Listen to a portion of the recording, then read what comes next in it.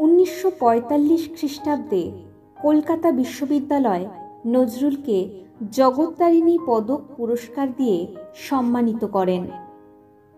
1960 খ্রিস্টাব্দে ভারত সরকার পদ্মভূষণ উপাধি দেন।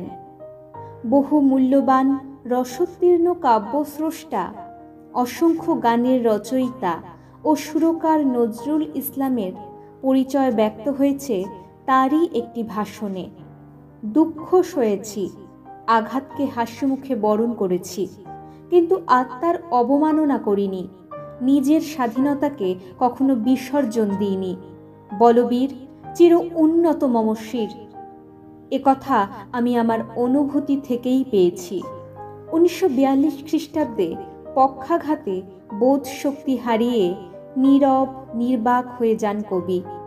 1953 খ্রিস্টাব্দে চিকিৎসার জন্য সস্ত্রীক নজরুলকে ইউরোপে পাঠানো হয়। 1972 খ্রিস্টাব্দে বঙ্গবন্ধু মুজিবুর রহমান কবিকে বাংলাদেশে নিয়ে গিয়েও চিকিৎসার ব্যবস্থা করেন, কিন্তু জাতির দুর্ভাগ্য যে নীরব কবি আর স্বর ফিরে পাননি।